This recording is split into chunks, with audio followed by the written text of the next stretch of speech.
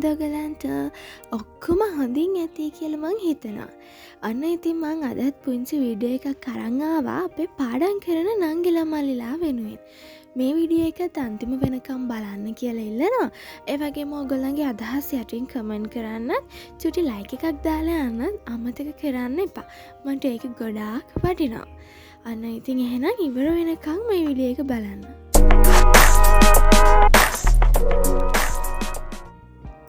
ඔන්න එහෙනම් අද මම මේ වීඩියෝ එකෙන් කතා කරන්න යන්නේ ඔයගලන්ට වැදගත් වෙන to-do list එක ගැන. to-do list එක කියන්නේ මොකද්ද? to-do list එක කියන්නේ අපි කරන්න තියෙන වැඩ ලිස්ට් කරගන්න එක. කාල වැඩ වෙන්න පුළුවන්, ගෙදර කරන්න තියෙන වැඩ වෙන්න පුළුවන්. මේ වැඩ ලිස්ට් කරගන්න එක තමයි to-do list එකෙන් කරන්නේ. අපි මෙහෙම ලිස්ට් එකක් හදාගන්න එකෙන් අපිට තියෙන වාසි මොනවාද? වාසි තමයි අපිට මග හැරෙන්න තියෙන ප්‍රමාණය ඉතාමත් අඩුයි.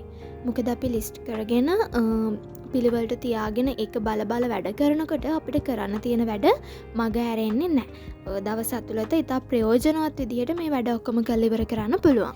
අනිත් එක තමයි ටයිම් ටේබල් එකකට වැඩි to-do list එකක් හදාගන්න එක ගොඩාක් වාසිදායකයි.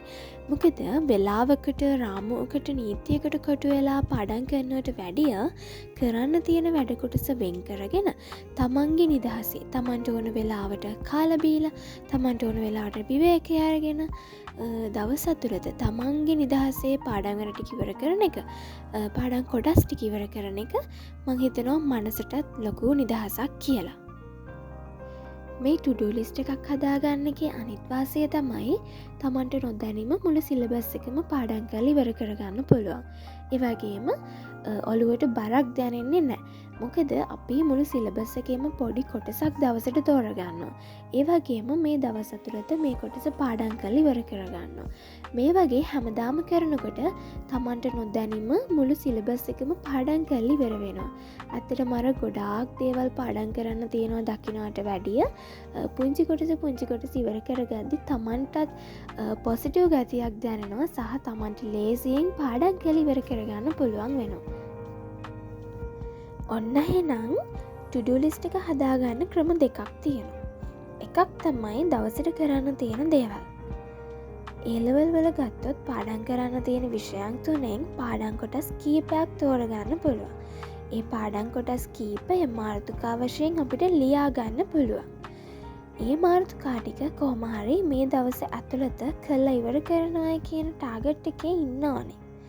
ඒ වගේම අපිට පුළුවන් පාස් පේපර්ස් කරනකොට යම්කිසි අවුරුද්දක් තෝරගෙන මේ අවුරුද්දේ පාස් පේපර් එක මං අද කරනවා. ඒ වගේම මේ අවුරුද්දේ පාස් පේපර් එකේ නොදන්න දේවල් අද ස්ටඩි කරනවා කියලා ටාගට් එකේ ඉඳගෙන ඒවා ලිස්ට් කරගෙන පිළිවෙලට තියාගෙන කරන්න පුළුවන්. මේ තියෙන්නේ මං ඒ වගේ දවසට කරන්න ඕන දේවල් ලිස්ට් කරගත්ත ටිකක්.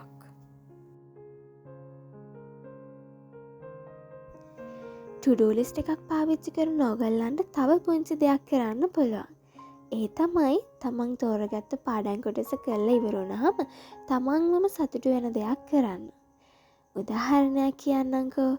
මම නම් පාඩම් කරලා ඉවර වුණාම යෂන් හස් වීඩියෝ එකක් බලනවා.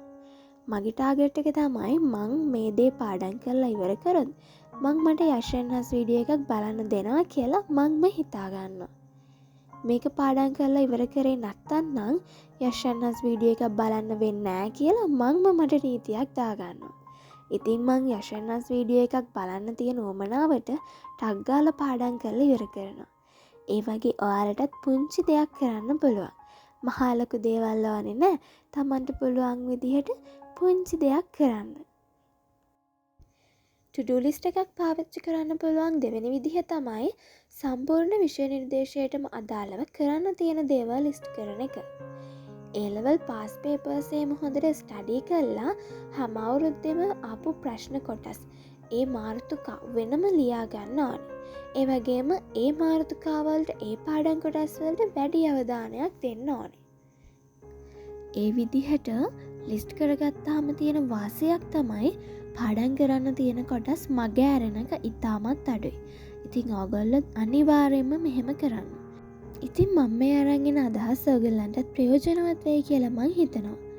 මං මේ අදහස් අරන් එන්නේ මගේම එක්ස්පීරියන්ස් එකෙන්. මං එලෙවල් පාස් වුනේ ක්ලාස් එකකටවත් ගිහිල්ලා නම් නෙමෙයි.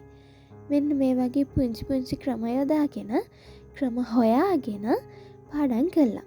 ඒ වගේම ඉස්කෝලෙන් දෙන වැඩ තිත්තටම කරලා. ඔයගලන්ට ඉතින් මේවා ගොඩාක් ප්‍රයෝජනවත් වෙයි කියලා මං හිතනවා. ඒ හින්දා මං මේ දෙන අදහස් අහක දාන්න නැතුව ඔයගොල්ලෝ try කරලා බලන්න. එහෙනම් ඉතින් thank you මගේ වීඩියෝ එක බලුවට. මගේ channel එක subscribe කරන්නත් අමතක කරන්න එපා. අන්න එහෙනම් ඉතින් ඔක්කොම හොඳට පාඩම් කරලා හොඳ result එකක් දාන්න ඕනේ. ඔයගලන්ගේ සාර්ථකත්වය, ඔයගලන්ගේ පාඩම් වල තියෙන දියුණුව මටත් කියන්න අමතක කරන්න එපා. මේ වගේ අදහස් හැමතැනින්ම එකතු කරගෙන අත්‍තරම පාඩම් කරන්න. මොකද ඔයගොල්ලෝ දැන් මහන්සි වෙන තරමට තමයි ඔයගලන්ගේ ප්‍රතිඵලය කොහොමද කියලා තීරණය වෙන්නේ. ඉතින් හැමෝගෙම ප්‍රතිඵල සතුටුදායක වෙන්න කියලා මම විශ් කරනවා. හැමෝම සතුටින් ඉන්න ඕනේ. එහෙනම් ඊළඟ වීඩියෝ එකකින් හම්බෙමු. හැමෝම පරිස්සමින් ඉන්න.